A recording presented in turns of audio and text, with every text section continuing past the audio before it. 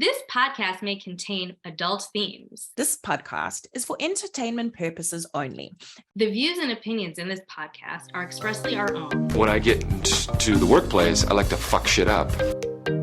Honestly, every time I try to do something fun or exciting, you make it not that way. Hey, are you tired of toxic workplaces and the negativity that comes with them? We hear you, and we're here to shake things up. Welcome to Let's Break Up Toxic Workplace Stories, the podcast that's all about breaking up with workplace toxicity. I'm Nicola, and I'm here with my co-host Gina. Together, we're going to explore real-life experiences of workplace toxicity and offer a sense of encouragement and unity. That's right. We're tackling the tough topic of negativity in the workplace. So join us each week as we explore the various forms of toxicity in the workplace. We'll be interviewing guests to share their experiences and offer practical solutions for dealing with workplace toxicity. Let's Break Up is quickly becoming the go-to source for anyone looking to share and then ditch the drama and help you break up with those toxic workplaces. Thanks for tuning in, and don't forget to like, subscribe, and tell all your friends. In this week's episode, okay, this is quite an interesting episode. When Gina and I originally recorded this episode, it was not the route that we originally thought we were going to go down, and I'm actually glad that we did.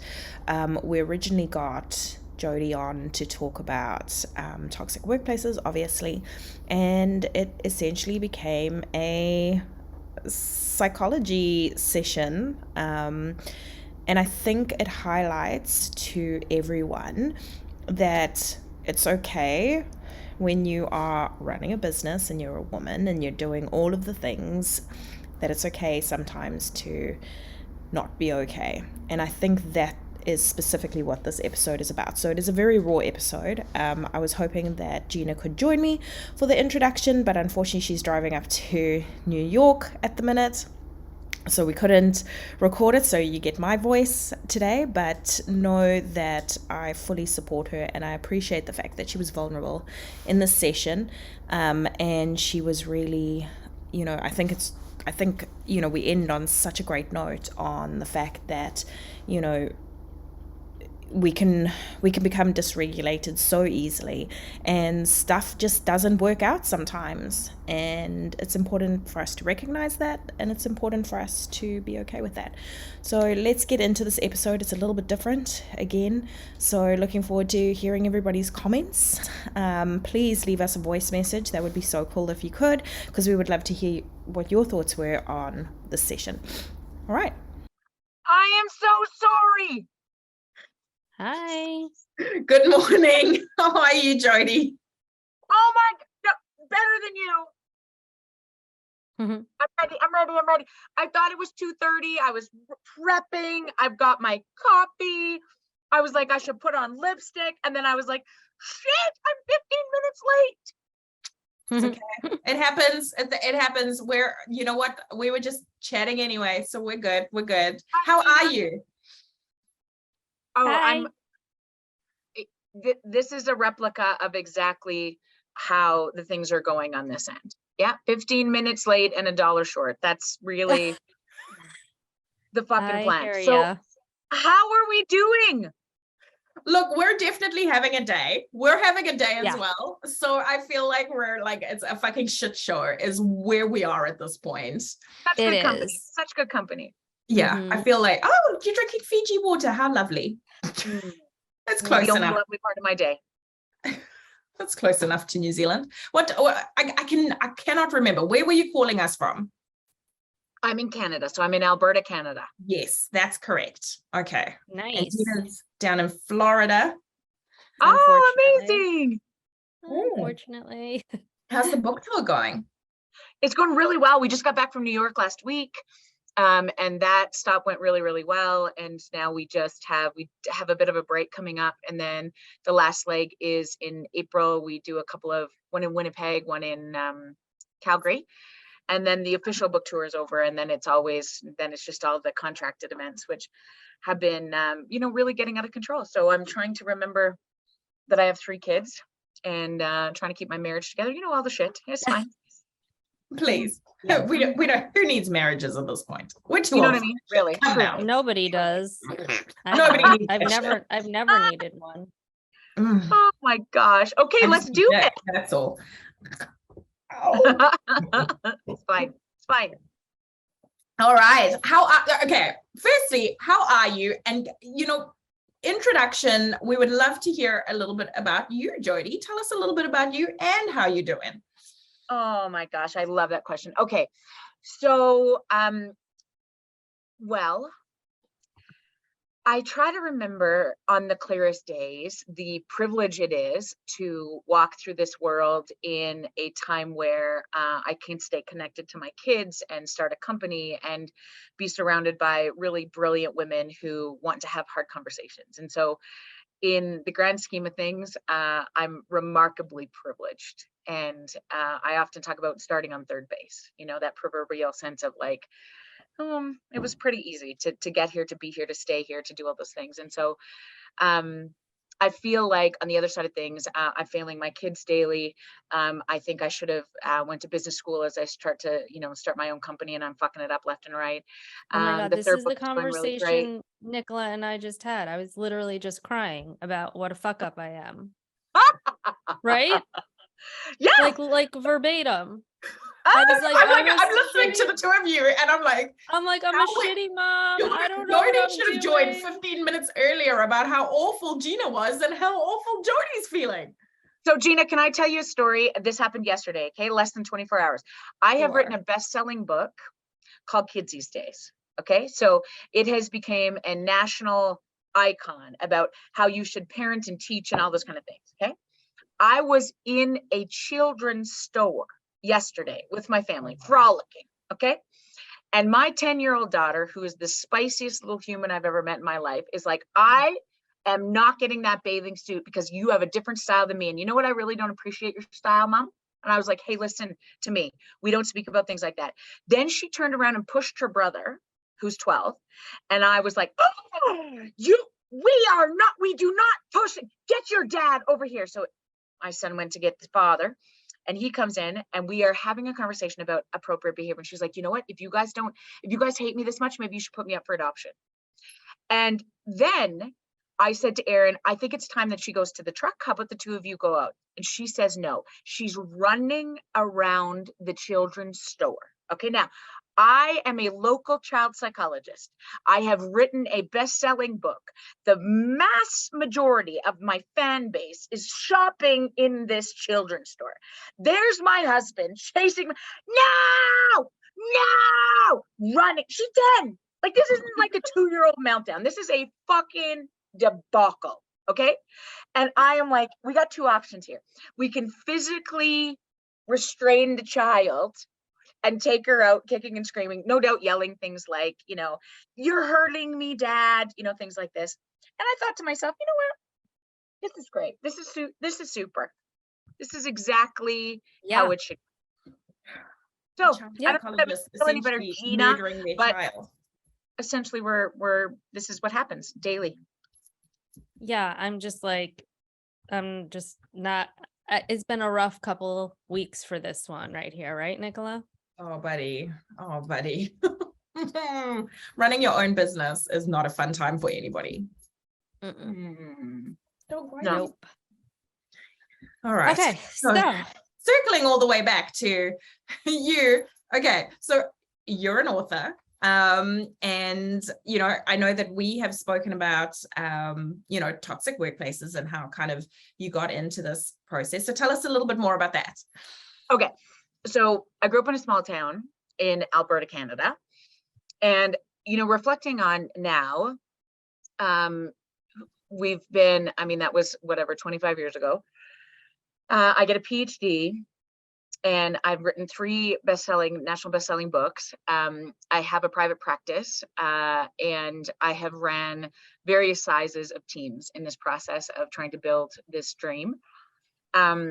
I'm a psychologist, and I really struggle with liking people. Like, I want to throat punch people on the daily basis, because if you didn't need people to run and make great things, it would be amazing. So I have always been you know, when I grew up in this small town, I can tell you the first and last name of every teacher I had. I can tell you my bus driver's name was Stan Comic. He was a crusty old son of a bitch, and he picked me up every day from grade 3, dropped me home every night to grade 12, and I love this guy. You know, I can remember my favorite teacher. I know everything about her. I don't remember anything she taught me, like the literacy or the numeracy, but I certainly remember the way that people made me feel. And I knew I wanted to be a psychologist for that reason, that if I could be put in a position all the time to sort of make people, allow people to get back to the best parts of themselves. Because I think that, you know, when I left that little town, I just wanted to do sort of adult motivational sports psychology stuff.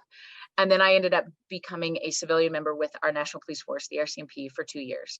And I started to learn what trauma in organizations look like and what happens when organizations don't look after their people. We do a really shitty job of looking after the first responders in North America. And we do a worse job of looking after the people who hold them. In fact, one of the International Women in Policing conferences is coming up in New Zealand. And some of the most remarkable police women I've ever met serve in your country. And I started to think about trauma and vicarious trauma and how it messes us all up, because we spend the majority of our time at work.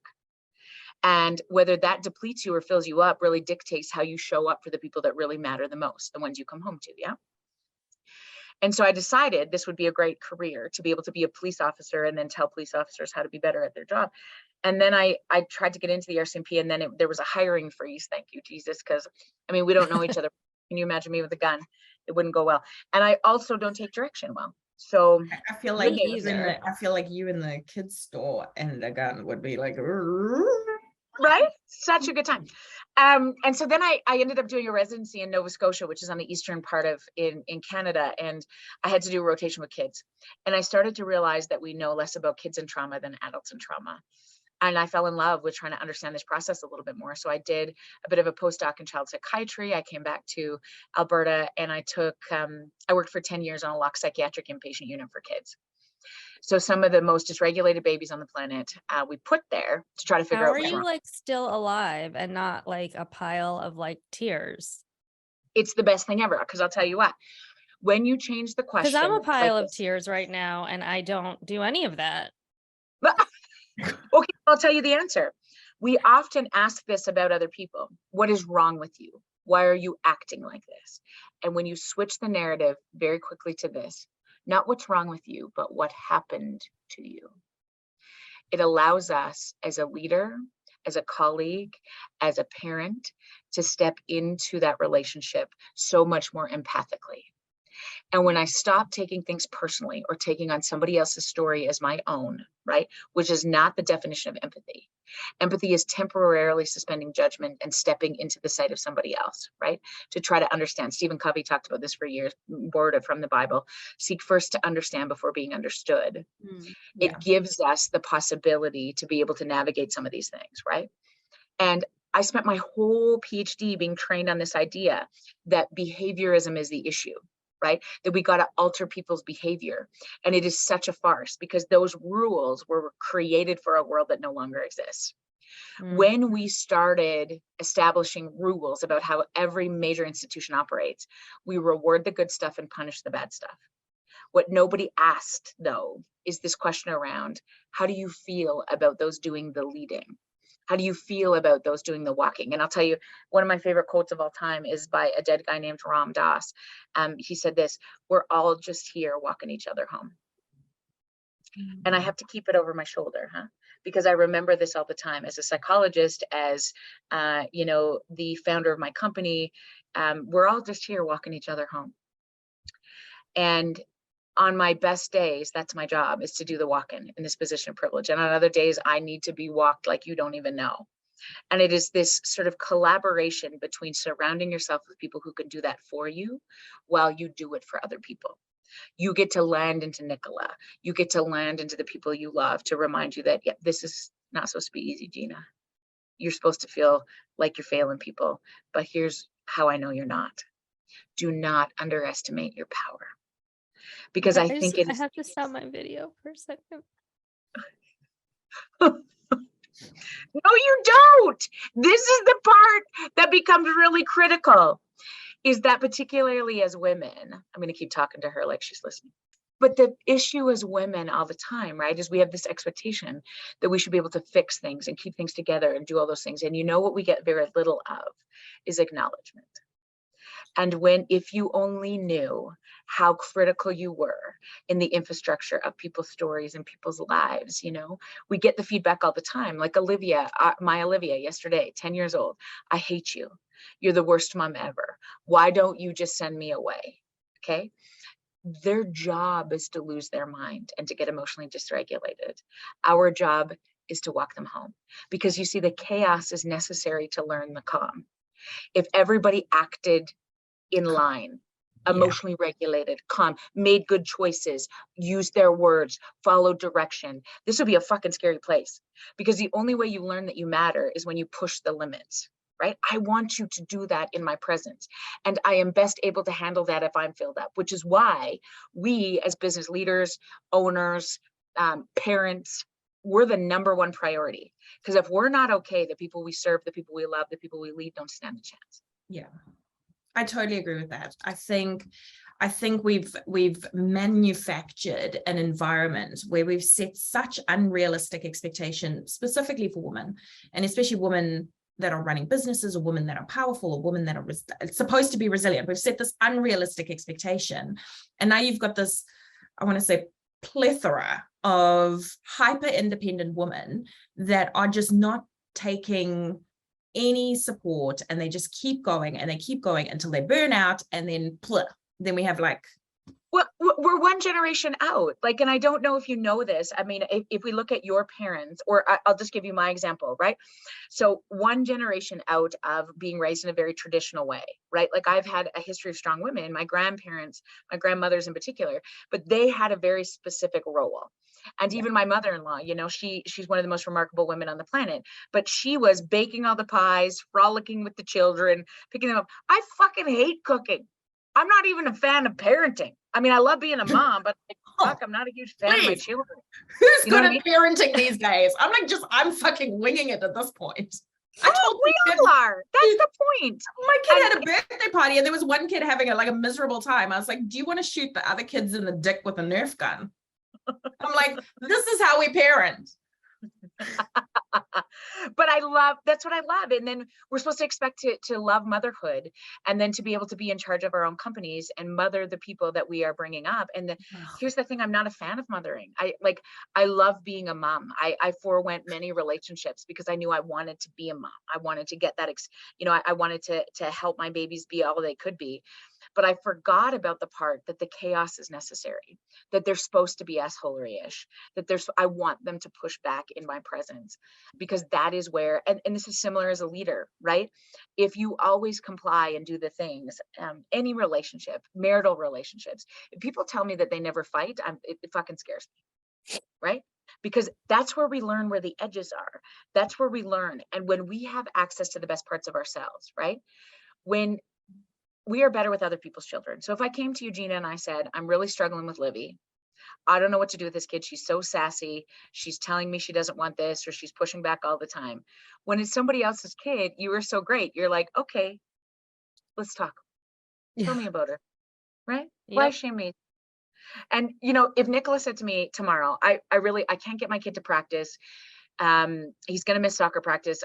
Can he come to your house after school? And I'd be like, yeah, oh my God, I would love to see him. Comes through my door, slams the door and says, hey, what's for supper around here? Now, because it's Nicola's baby, I would be like, oh, what do you want, honey? Did you have a good day? Is everything okay? I got lots of choices for supper. Now, my personal child, the one that I shoved through my own very personal vagina, comes through the door and says, hey, what's for supper around here? Oh, excuse me? Is that how you talk to me? Back it up and don't slam the door. We talked about this. You have any respect for property? Why? Because were you in my house? Are you in my house? Are you actually in my house? Listen, all three of us have the potential to be the most remarkable human beings. What happens is we don't lose our ability, we lose access to it. So the question is, how do we gain access to the best parts of ourselves? Okay, let me give you an example of emotional regulation. Okay, this is the thing that we all want to get back to, is emotional regulation, is how not to lose your friggin' mind. Okay. It's the biggest skill any parent has. How not to lose your friggin' mind. Okay. When your buttons are pushed so significantly. This is also the best skill that a leader can have. Okay. How not to lose your friggin' mind. Emotional regulation is only taught in the presence of other people who can show you how to do it, not tell you. Okay.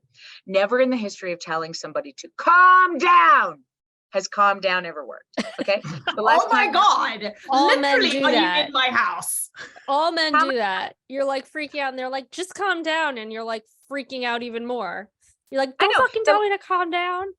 Exactly. Yeah. Right. I mean, the last time somebody told us that we were in love with said, oh, just relax, Jody. Did I go, oh my God, they're so God, right. I need to relax. Yeah. Right. And so here's the interesting thing. When you bring a baby home from the hospital, how they let you know what they need is they lose their friggin' minds, right? They cry. And the big people walk them home. Inherently, we go, shh, shh, shh, shh. There's a rhythmic exchange that occurs from big people to little person that is universal.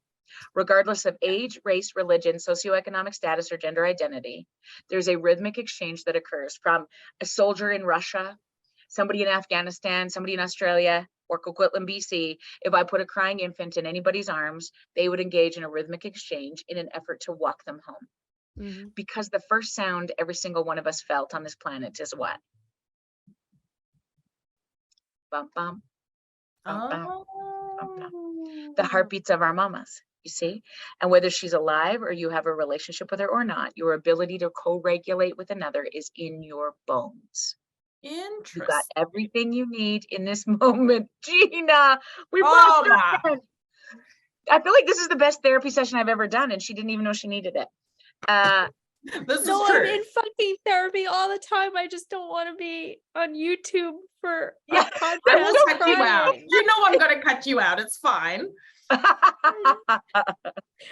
been so much therapy my whole fucking life. 43 years of therapy. Like, and I'm still a fucking hot mess. Oh, you're not a hot mess, mama. You're crushing it. This is part of it, right? We have multiple generations to undo, and we also have a brand new script that nobody's ever given us one. So we should be disasters. Wait, I have to mute because I'm gonna blow my nose and it's gonna be really loud. Thank you so much for your service. Thank you so much. So sexy. But but this is the issue around emotional regulation is that if we have people who can walk us through the hard stuff, we start to learn how to regulate our emotion on our own. If we don't, then we come into our relationships and our teams and our children with only fight, flight, and freeze on board, right? And our job is you can't give away something you've never received, right? You can't. No, exactly. You can't give away something you've never received. And oftentimes it is the corrective experiences that we have along the way. We meet good friends. We meet good colleagues. We end up in healthy relationships that sort of understand. We get a good therapist. We start to get walked through the big emotions and reminded that indeed, dropping our shoulders, taking the breath, wiggling the toes, getting back to the best parts of ourselves, they've always been there. We just have lost a lot of access to it because the narrative in our head is we're a fucking hot mess. We're never going to get this right. I've been in therapy for 42 years. Look at me. I'm still a disaster. How about the fact that you are single-handedly creating this podcast that's changing the world, that you have your own company, that you have babies who are desperate to push back against their mama because they just really want to know where the limits are. And they finally have somebody in their life that can set those limits. Isn't that a fucking reality? Like a mind good luck with pressing the nuts. But I think that's the interesting thing, right? Is that particularly as women, and then if we think about when we're in places in our workspace, if we're emotionally dysregulated there, the question of our colleagues, our employees, they're supposed to push the limits. They're supposed to question. They're supposed to do all of those things. And when we understand that that is our job sometimes, although it's exhausting and overwhelming, it makes it so much easier and much more palatable to set into, right? Okay. Tell me more. Here's the 3 questions that I often ask when I want to get somebody else regulated and I'm about to lose my mind, okay? And I know this because I start to want to fix it. Oftentimes when our people are most distressed, they don't need a fix. They need somebody to simply acknowledge them. So here's the 3 things that allow me to acknowledge either my kids or my colleagues, same fucking thing, and my husband also. Tell me more. Now, when I say to somebody that I love who is emotionally dysregulated, tell me more, I 99% of the time don't want to know more. I am doing this to get you to a state of emotional regulation, because when you're acknowledged, you rise. When you are seen and heard, you have the ability to regulate emotion. So I want to make sure that I'm going to use that space before I start to fix it. I really want to understand where you're coming from. I might not condone it. I really want to vape with my friends, Mom. I might not support it, but I want to understand it. Tell me more, right? Well, I just like feel like you don't understand as a leader. Like, you asked me to do all these things and I don't have the resources to do it. No way. Tell me Okay, more. so what's the hardest part, right? What's the hardest part? That's another question, right? Well, I don't know. Like, the hardest part is I feel like sometimes I'm failing you, Gina. Like, I feel like I don't have enough stuff in place to be able to like make sure that you know how much I value this job or you. And I feel like I disappoint you all the time. Okay, so now we're unpacking it a little bit, right? What's the hardest part? Tell me more. As a leader, I ask this question all the time, and I fucking hate this question. What am I missing? Ooh, What that am I can sound missing? a little condescending. What am I What? missing? No, but how you tone is important, right? Yeah. So I will tell you, this happened in my team a month ago when we were starting the book tour. I was like, okay, everybody sit down. I got it. I've now written this best-selling book. I think it's going to go amazing. I feel like we need to do this 8-city tour. I know we've already sold out 4 cities, but here's what I need to do. I need to get on the road. Like, can you imagine if we went to New York and we did these things? And like the whole team was like this. And I was like, you're right. They are spellbound by my brilliance. And so then I was like dictating and telling and all these kind of things. And I was like, clearly they're amazing. At the end of the meeting, my executive director, who has been we've been together for 8 years. She's amazing. She says to me, you're kind of, you scared me a little bit today. And I was like, you're right. You're welcome, because that's what happens when this brilliance sets off. Now, I went home that night and I was like, I wonder if she really meant that. So the next day I pulled them all back together and I said, tell me what I'm missing. What am I missing here? And then they fucking told me for 2 hours. They were like, Jody, 8 cities in 2 months. We have kids. How do you think we can do that? How do you think you're going to do this? We don't have the infrastructure. We don't have the support. And what about like this and this and this and this? And I was like, what? You guys, we've been planning this for 2 months. Why didn't anybody fucking tell me this? And you know what they said to me? You didn't ask. Oh, stop it. But it's Stop true. it. We often, if you're the ideas person, if you're the director of things, if your passion, if this is your baby, right? I will power over everybody. Nope, this is how it has to go. How about? And listen, there are take charge moments as a parent, as a leader, but sometimes I don't have time for the fucking minutia. Okay, I have to make decisions. But I will tell you, they're so much more effective when people feel seen in that process, right? They didn't feel safe enough to ask. You scared us. We were going to do whatever the fuck you said in those moments, because look how excited you were. Look how sure you were. Look how whatever that was. Well, I didn't have a question. I was scared to doubt you. I didn't want to poke holes in the plan. So, here's a question with regards to that, right? Like, when you're looking at toxic workplaces, is this what then seeds into that kind of negative feedback loop? So you've got, let's say, someone who's a visionary or really excited, the ideas person, and then you've got the minions. Could be any sort. It could be a C-suite minion, just minion of any description, and you've got these people kind of hop toing because they are too nervous to kind of push against, because they're just not being seen and heard. And this happens more significantly, the data is clear on this, on marginalized people.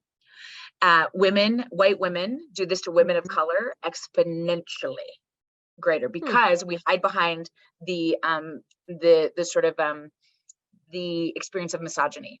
So we're like, we finally get a seat at the table. I'm going to step on this and at the expense of finally getting a voice here. Okay.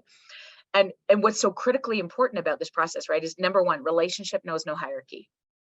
When you truly work in an organization that understands the importance of valuing people's contributions, regardless of where you are on the theoretical hierarchy, you start to get the best from your people.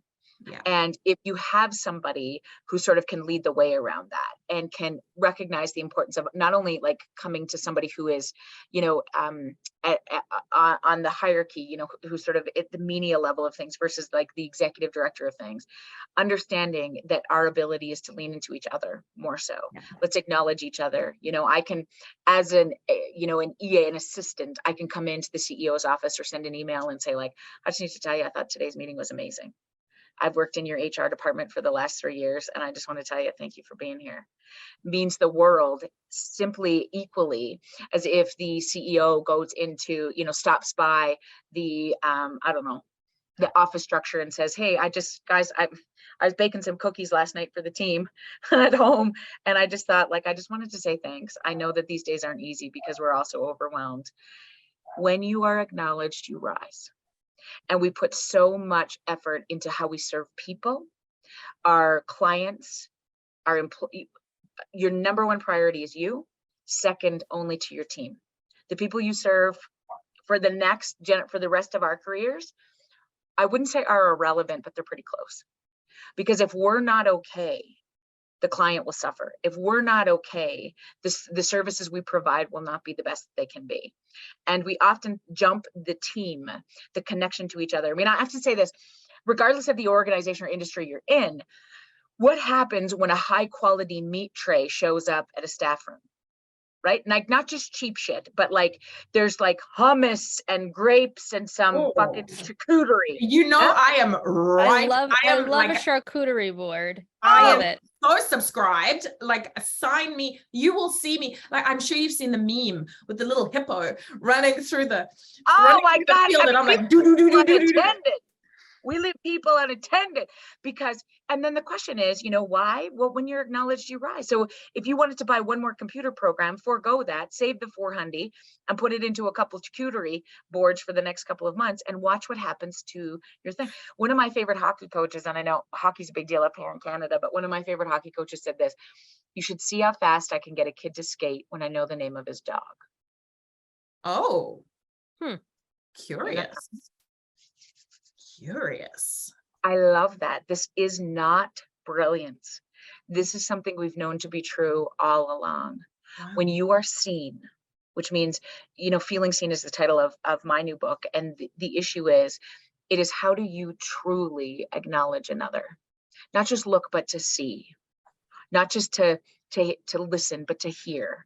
We are so disconnected in this world. In fact, in the history of the free world, we've never been this disconnected than we are right now. Technological advances have allowed us to not be in the same physical space as so many people. And my brain is still stuck on the hockey coach with the dog. So my brain's a little slow today. It's not normally this slow. So that's how I learned how to snowboard. Because the instructor was like, mind you, I was like in my 20s when I first learned how to snowboard because of lots of stupid reasons. But like I couldn't get it. And you know, snowboarding, it's about like leaning into the edge, but not so far that you're gonna like tip over and like face plant. Mm-hmm. So this guy was older. He was like Old Man River. He was the instructor. And I was like, I'm on the fucking bunny slope with Old Man River. Like, I'm such a loser. My hot boyfriend's doing like the black diamonds. I'm literally down here with like rental gear. I look like a complete idiot. I'm with 4-year-olds. But my boyfriend at the time, he was real nice. He paid for a single like one-on-one lesson. So I had gotten several before from other people. He still talks to me this day. His name is Ronnie Diamonde. I mean, the name speaks for itself. That's all we need to know. So I couldn't get it. And then this old fucking fossil who had no business being on the snow, the mountain, he said, I swear to God, right? He was like, every time you lean in, pretend you're petting your dog, Bubba. Guess who got it? Just like that. He acknowledged you. He knew you. And he was like, by the way, Ronnie Diamonde sucks dick. Break up with him. But then like a couple months later, I did break up with him. But anyway, yes. Sorry, I digress. And now you got it. And now you can snowboard. I can. I don't really do it very often, but I can. if push comes to shove. But how did he know that? And this is out in Utah. I mean, how do you know how to connect to people? When you are at your I don't best. think I do. I think I suck sometimes at that. You're just saying that because you've got a bit of imposter syndrome at the minute. I'm just not also- doing my best. But you know what? Right. You do connect with people. We connected. You reached out to me and you did a really That's good job of connecting with me. That's true. Yeah. You It's have it, true. Gina. You just lose access to it sometimes. And I think that's the point, right? We all do. But when I'm not at my best, right? When I've spent a lot of time doubting myself, and listen, this is part of the game. If you want to grow, self-doubt better be part of it, because I don't want you to think you're fucking great all the time. You need to be taken down a notch. Humility is the biggest fucking teacher. And when I sit in those places of like, okay, fuck, I got some things to learn here. Then I get back to this idea of, okay, look at what I can do. Look at how far I've come. Look at what I've built. Look at my skill set. And when I have access to it, right, there's nothing I can do. There's nothing that will stop me, right? And that's the issue, not about whether we need to build more skills. It's mostly about how do we get back to what we know. And when you think about emotional dysregulation in kids, you know, if you look at your own children and they're using their words and being kind and showing you all the skills that they learned, right? They can speak their second language. They can be very fantastic. When they get emotionally dysregulated, they scare us, right? They flip their lids. Okay. So for example, you're having a nice chat around a brunch and your babies are there, your mother-in-law's there, everything's great. And they're using their words and their manners and they're doing all kinds of things. You're like, oh, they're so sweet. And then your 4-year-old says, Mommy, can I have a ring pot for breakfast? And you're like, baby girl, we do not have suckers for breakfast. You know that. And she fucking snaps, flips her lid, loses her mind. She gets under the table. She takes her clothes off. And then she hisses like, you're like, hey, one. And she hisses at you like a cat. And you're like, holy fuck, she's gone feral, right? She got the ADHD. What's wrong with her, right?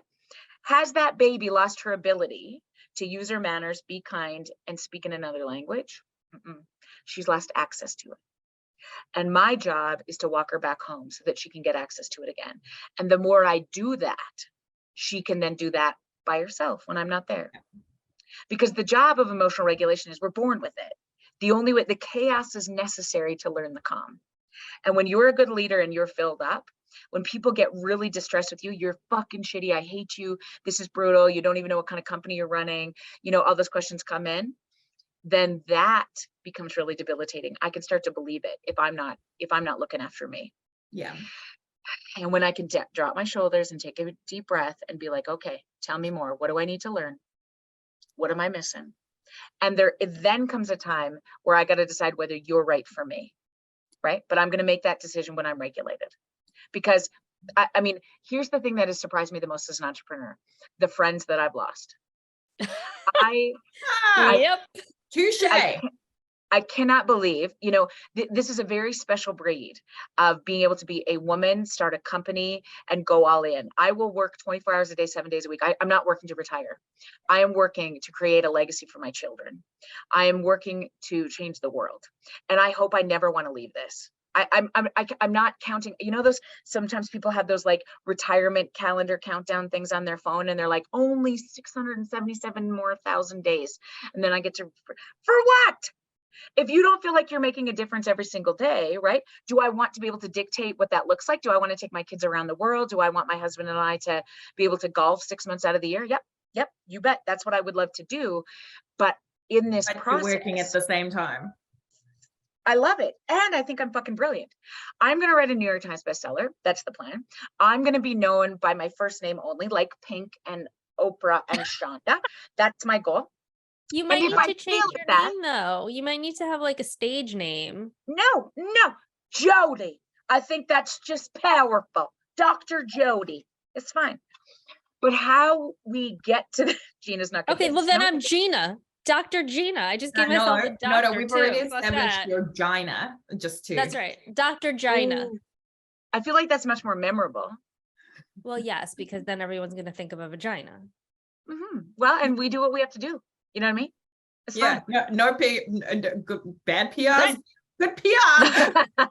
You're right, Nicola. I'm having a stroke. I'm good. Well, you guys didn't like my joke the other time when I said Dr. Panella if you're nasty. So how about Dr. Gina if you're nasty?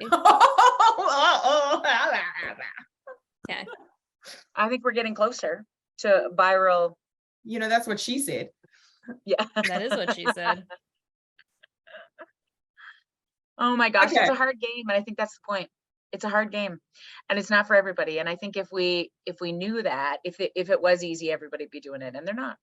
No, well, I think that's the thing, right? Is not everybody's doing it. And those that are doing it, I don't know how much of kind of the struggle bus that they're actually talking about. And I think, I know we originally discussed going down like a toxic workplace direction, but I think realistically what we've done is we've actually created our own toxic workplace for, women that are running their own businesses. And we've created our own little toxic bubble within ourselves, because you've got these, single powerful women essentially negative self-talking themselves in this narrative that just doesn't serve them, doesn't serve their employees. And now you've essentially it's your own little toxic workplace within your head. On International Women's Day, I gave a couple of talks to a couple of different organizations, and there was this quote by Kavita Ramdas, who talks about feminism as, not an entity sort of fighting any single oppressor or even colonizer. It is oftentimes how we have to rewrite the narrative with other women about the way that we show up. Yeah. So many people on this, the expectation of, in this one generation, we can still do it all. We can still pick up the kids, bake the cookies, keep the house clean, and run a $5 million organization, right? It's impossible. It's impossible, right? We're not that good. And so the question then becomes, interestingly, I think the most negative feedback I would get ever is about oh, you were away from your kids for 2 weeks on this book tour. That must have been really difficult. Hey, how did your husband handle it? And he's a parent. Just fine. He is really amazing, and he fucking ordered out a lot, but so do I, because I fucking hate to cook. So things are going the expectation of all of those things. We've got to rewrite that script, and people aren't being assholery-ish because I think necessarily they are. We're really questioning that narrative. Can we do this? Is this the role of women? Why do women need a seat at the senior leadership table now? I will tell you right now, it's going to be life-changing, life-saving to have women on boards, to run organizations, because what we need right now is an emotional language. Highest rate of suicide in North America is middle-aged men. And what we need is an emotional language when we're running any kind of organization, to be able to allow people to feel seen and heard. And when they feel seen and heard, burnout drops dramatically. Appreciating your staff 12 or more times a year drops turnover to below 2%. That's so funny, because remember I say this all the time, Nicola, I had such a big fucking problem that the CEO where I worked directly under her never once said thank you to me, not once. And I don't know why. I'm not someone who wants accolades, but it just really rubbed me the wrong way. Oh, and it just she barely acknowledged my presence. We need women to lead like women, not Right. women who tokenly lead like men. I want you to be in touch with your ability to be kind and emotional and connected, and to have snacks, and to be able to say, here's what I love about you, Gina, right? Charcuterie. But I don't think that American business really wants that authentic self. They say they want it, but they don't want it. So then look at the rates of burnout, right? Then look at the rates of suicide. We are now stepping into a mental health crisis. They better fucking figure it out. And the more successful businesses, when you understand this, when you can orchestrate as an entrepreneur, a company or a group of people that understand this, you will be wildly successful. Because we're stepping into a place very quickly where you can't tokenize people into being great anymore. I'm going to give you a bonus. I'm going to, behaviorally modify you. That only works for so long. You need to be acknowledged. And this working from home bullshit needs to be absolutely addressed, because you can only do so much in isolation for so long. Now, is hybrid environments work? Yes. But if you have a very uplifting, connected team, what that does to you in a workplace environment, if you come into a workplace where you've seen and heard and there's joy, you go home a remarkably better human. than if I were to say to you, you need to work in your basement and do all those things. I'm not going to turn my camera on because I don't want people to see me because this is a privacy violation. You know, this is bullshit anyways, and I don't even know what everybody else is doing. That's the quickest way to kill innovation and creativity. Oh, for sure. For sure. And I think Gina had that on her team at our toxic workplace, where she would have these team meetings because, you know, globally remote, right? And she would have these team meetings, and I don't even, please, I'm sure there's like 2 people there that you wouldn't even know what they look like. I wouldn't. If I passed by them, I wouldn't know. I would not even know because they like never put their So why do I want to work hard for you? Why do I want to work hard for you if you don't even have the audacity to turn your camera on and say, hey, oh my gosh, you guys, I'm working in my office today. You might see my kid come in and out.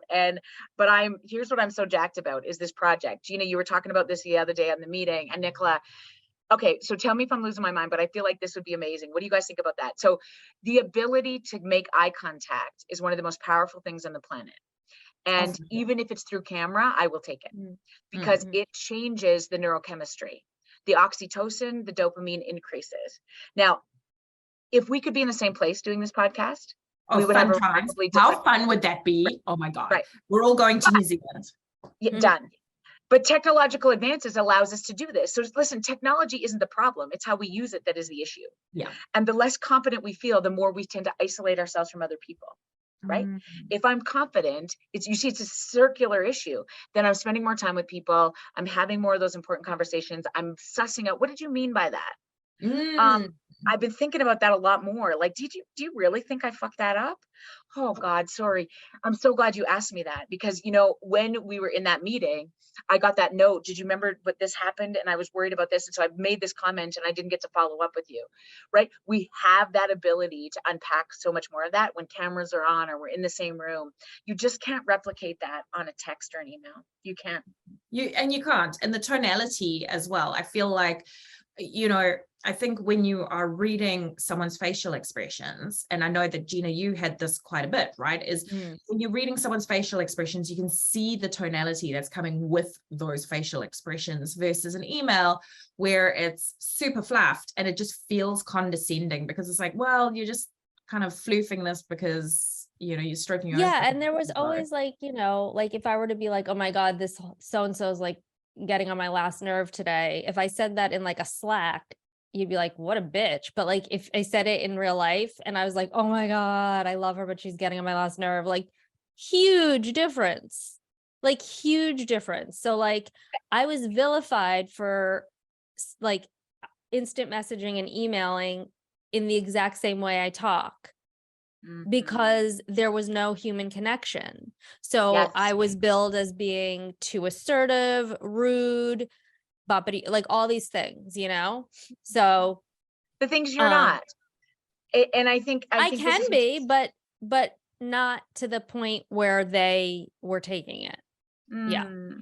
So. And then that ability then to want to give your best self to a team like that. I stopped. I was like, fuck this shit. I was like, these people all suck.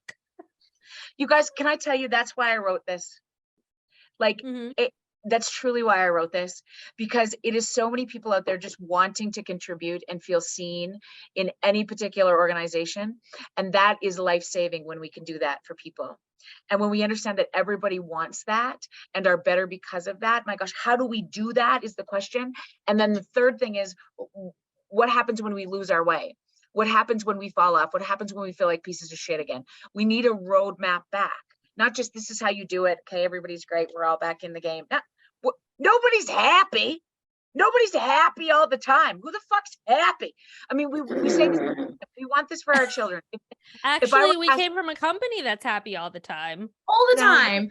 Every moment of the day. Don't you tell us that you're sad. Yeah. So bad. Because like there's no bad emotions, right? No, there was no bad emotions. You couldn't feel what you could state feedback, but it had to be positive feedback. No, Jody's saying like there's no negative emotions. There's no emotion that's bad. All emotions are good. Yeah. Oh, it's not the positivity. Sorry. I'm that just any emotion today. You bring to the table as your authentic self is good. Yes, I agree with that. Because here's the issue. Anxiety and depression will not kill you. They're just emotions. They don't have the ability to be like, "Wah, wah, wah," but not talking about them might. Yes. And if there's no place to put it somewhere, you know, we're so scared all the time of people being disappointed or critical. And part of that question is, how do we invite that? Tell me more. What's the hardest part? What am I missing? Tell me more. If I'm feeling anxious about how I suck at my life, don't tell me more. Don't tell me anymore. Just stop talking to me. But that's how we feed anxiety, right? And my kids say this to me all the time. You know, Evan came in, he's 10, and he came into our room on Friday night, and he's like, Mom, I'm so anxious right now. I can't even sleep. And I said, honey, tell me what you're anxious about. He's like, I can't. I don't want to say it out loud. And I said, that's how anxiety wins. Is if you can't tell me what you're anxious about. He's like, Mom, I'm scared about dying. And he said, I can't even believe I said this word, dying. And I was like, there you go. Let's say it. It's just a word. Hey, all of us get to that point. One time I said, what are you scared about dying? What if I live by what if I don't see anybody? What if I never see you again? Let's talk about that, right? There's so many people that have talked about this. When you name it, you tame it. And I love that. Because so much of the time, words and emotions have so much power because we keep them in isolation. But if we have a team, an organization, a relationship where there's safety to be able to sort of navigate into some of those scary things, then we all really understand. I had a session today with somebody, so I still have a practice here. And we talked about, are you doing like all the things? Are you just the hypocrite of the day where you're like, I'm doing all these things? No, and I'm also a fucking disaster. I mean, I don't know about this, but I think what's interesting about this process is, you know, he was just talking about some of the worst things, like, what if I, as a police officer, what if I hurt people? What if I, like, the worst thing in the world is, you know, he said in the first interaction with his child, his baby, he's like, he had started having thoughts like, what if I'm a child molester? And that is such a common reaction when you are a common anxiety around people who have to care for children or become parents for the first time. They often are thinking the worst. That's what anxiety does, is it makes you navigate all these things. And like, who the fuck, how are you supposed to check that with anybody? Hi, I'm a child psychologist wondering if I'm a child molester. Now, the question about that is, you have to name it to tame it. Let's explore that. And if it's causing you significant distress, oftentimes there's an anxiety component to that we've got to talk about, right? What is the evidence? What do we need to do? Let's explore that. But you understand, our anxieties work on the most vulnerable parts of us. And that's true. Oftentimes it keeps us quiet, because we don't want to talk about it. We don't want to tell anybody. And this happens in business all the time, right? We don't want to assume that we're not doing this well, or that everybody else kind of seems to have their shit together.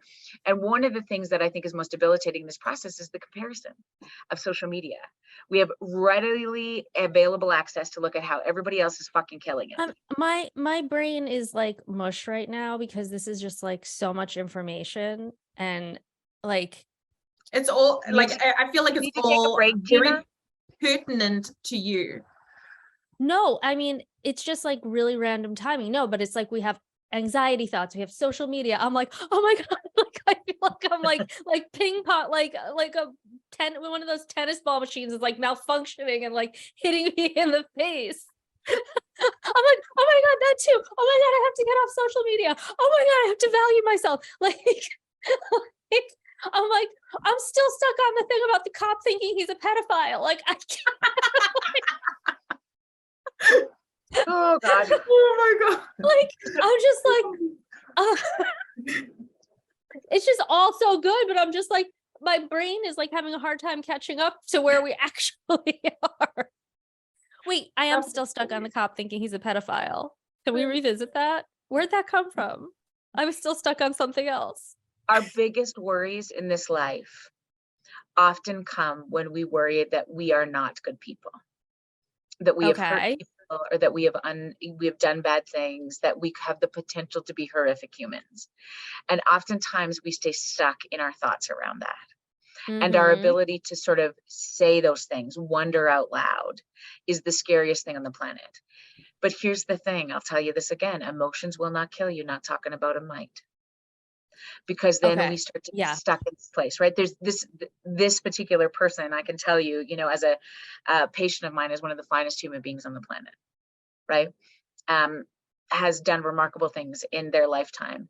And when you hear the inner workings of people, this is such a privilege for me as a psychologist, when you hear the stories that people carry about themselves, the worries that they have about themselves. There's in no way is this true for this particular human, right? No, but like, where do those weird thoughts come from? See, now I'm on something different.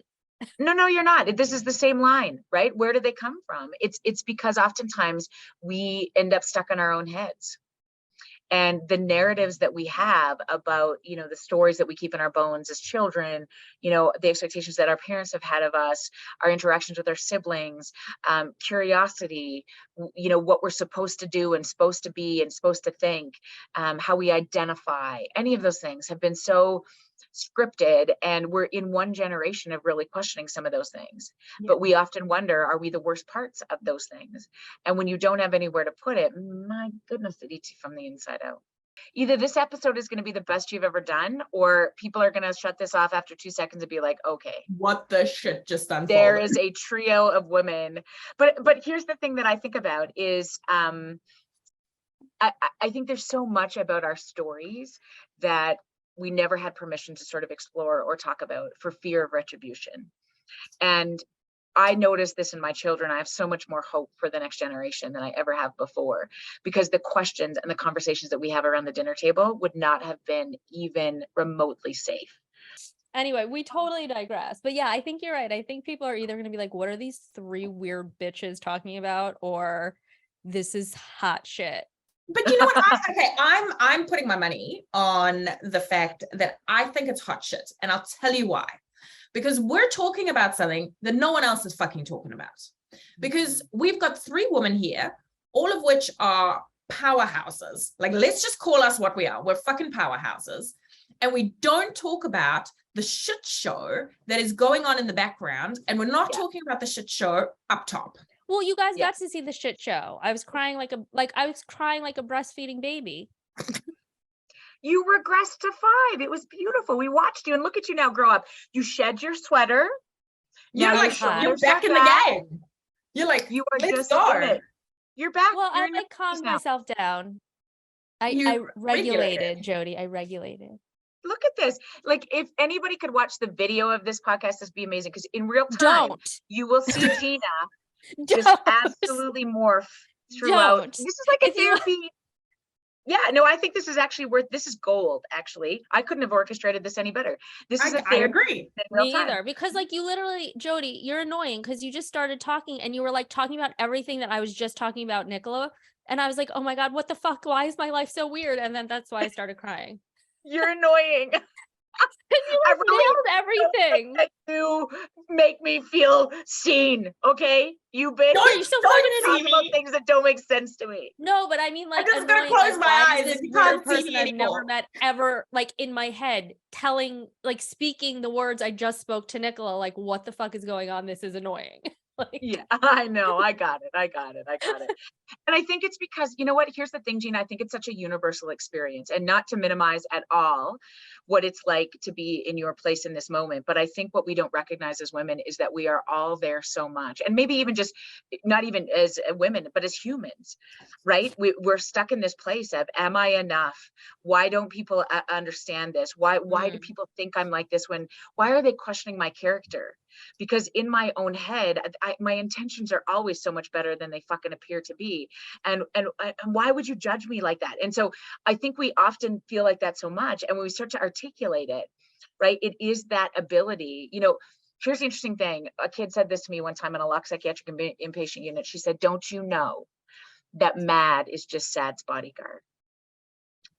And where are all of these kids coming from? I feel like you're lying to us because they have all these great sayings. Yeah, where are these children? Where kids are the most brilliant.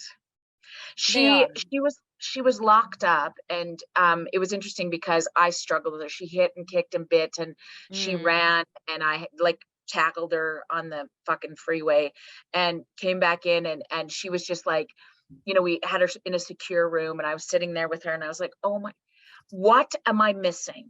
And she just said to me, and she didn't say a lot because I missed most of the assessment. Like, I didn't get it right with her. She said, don't you know that mad is sad's bodyguard? And I was like, what? And that's always she would say to me. And she probably learned it in therapy of some kind, but I later on reflecting on her story, I was like, that's right. I've never met a mad that wasn't sad, because it is so much easier to be mad. You know what? Fuck you. Versus that cut me to the core. Yeah. Right.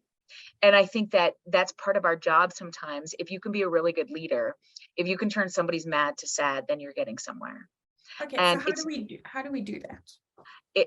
Again, the simple word, if we were to take this to one place, it is acknowledgement. If I were to say to Gina, here's what I love about what you brought to this company, right? I love this work ethic. I love this project. You fucking crushed it, right? Help me understand why on Slack channels, there's so much disconnect with our team. What am I missing here? And you could be like, well, and again, you would tell me this. I hate Slack. I feel like I actually do in real life. Well, and so so does do I. Nicola now.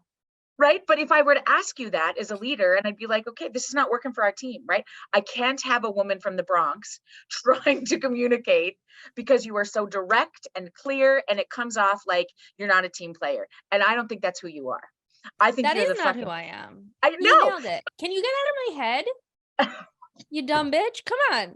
This If is I were to say to you, I know how much passion you have for this team. I want this team to know it too.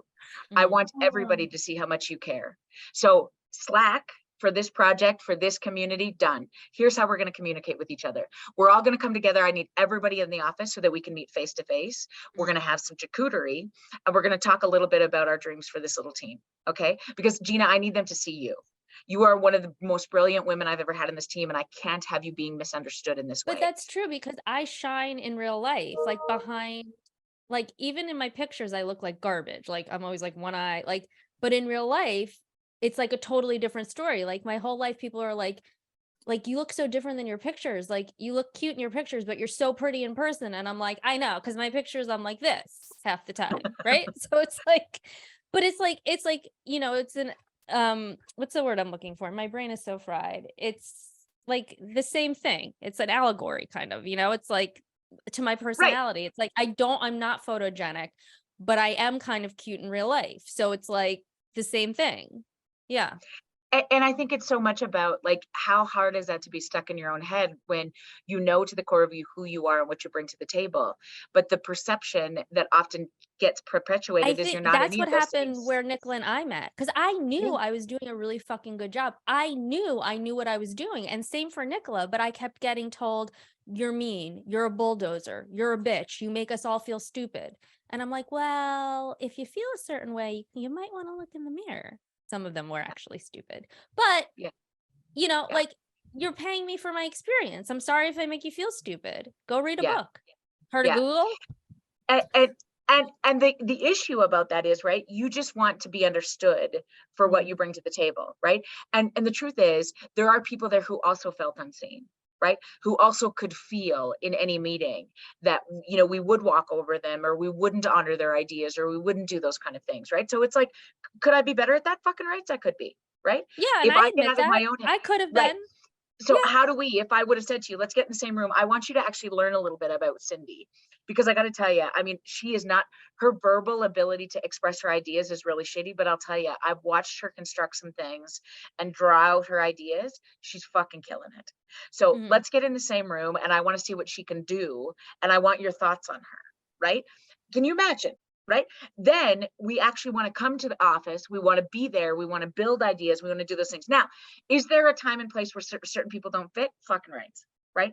And I reserve the right as a leader to be able to say, this isn't a fit. You need to do your work, whatever that deal is in this process, right? Because this isn't just like touchy-feely, everything's goes, we're all going to fucking kumbaya.